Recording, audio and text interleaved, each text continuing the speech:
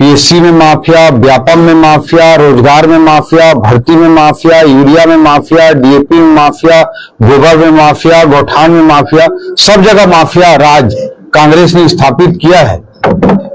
उसी माफिया राज की कड़ी में जो पीएससी है और जो भर्ती एजेंसियां हैं, उस पर जो माफिया राज कांग्रेस ने स्थापित किया है वो अत्यंत ही दुखद है। तो छत्तीसगढ़ के हमारे भाई बहनों के लिए, छत्तीसगढ़िया भाई बहनों के लिए, जो हमारे प्रदेश की आने वाली पीढ़ी है, उनके बीच में हताशा और निराशा को संचारित करने वाला है। और आज पूरा छत्तीसगढ़िया यूथ, छत्तीसगढ़िया भाई बहन हताशा और निराशा में डूबे हुए हैं, क्योंकि सरकार ने पीएससी के माध्यम से अनेक प्रकार के गड़बड़ियों को अंजाम दिया है। जो सोशल मीडिया में बातें आई थी पूरी तरह से, उसको हमने उजागर करने का काम किया था कि कैसे अलग अलग आंसर शीट में किस किस तरह से अंक दिए गए। हनुमान सिंह जी के बारे में प्रश्न पूछा गया तो वीर नारायण सिंह जी के बारे में जो लिखा उसको हनुमान सिंह जी के बारे में लिखने वाले से ज्यादा अंक मिल गया। मैथमेटिक्स के गणित के प्रश्न में आंसर गलत लिख रहा है, पूरे में पूरे अंक मिल गए। फिल इन द ब्लैंक्स में एक वर्ड दो अभ्यर्थी लिख रहे हैं, एक को कम एक को ज्यादा अंक मिल जा रहे हैं। आईने दहसाला के संदर्भ में आया कि वो राजस्व व्यवस्था थी, लेकिन 10 आईना रखता था, एक आईने का एक दिन प्रयोग करता था, उसमें कमी करता था, जो भी लिखा उसको नंबर मिल गए। इस तरह की बातें सामने आई थी।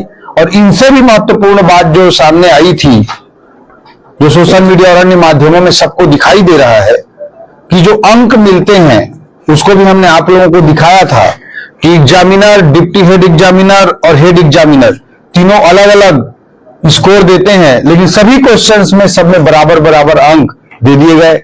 इस तरह की स्थितियां निर्मित हुई। लेकिन एक न्यूट्रल ऑब्जेक्टिव, बिना राजनीति से जुड़ा हुआ युवा किस तरह की बातें सामने रख रहा है, वो आप देख सकते हैं यूट्यूब चैनल में कि वो कह रहा है कि डिप्टी कलेक्टर के लिए 1 करोड़ रुपए का रेट चल रहा है, डीएसपी के लिए 75 लाख रुपए का रेट चल रहा है। कोई कह रहा है कि किस किस तरह के आरोप इस सरकार पर मुखर होकर के छत्तीसगढ़िया युवा भाई बहन लगा रहे हैं।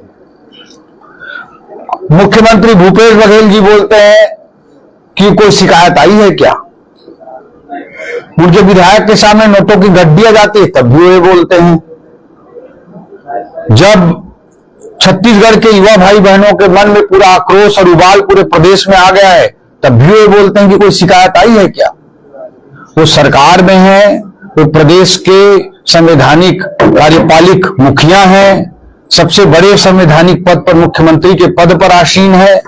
अगर किसी भी प्रकार की कोई स्थिति इस तरह की उत्पन्न होती है तो उनको खुद से इनिशिएटिव लेकर के, बिना विपक्ष के कहे, बिना भारतीय जनता पार्टी के कहे, बिना युवाओं के आक्रोश या उनके उद्घाटन के, उनके वक्तव्य के, उनको खुद से कार्रवाई करना चाहिए था। हमने पिछले प्रेस कॉन्फ्रेंस में भी सीबीआई जांच की मांग की थी, लेकिन वो कुछ करना ही नहीं चाहते हैं।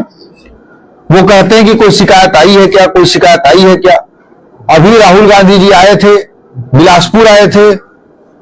बिलासपुर में युवा जगह जगह आक्रोशित होकर खड़े थे। वहां पर भूपेश बघेल जी ने पुलिस के माध्यम से, पुलिस को दबाव डाल करके कपड़े से उन जगहों को रोकवाया, ढकवाया।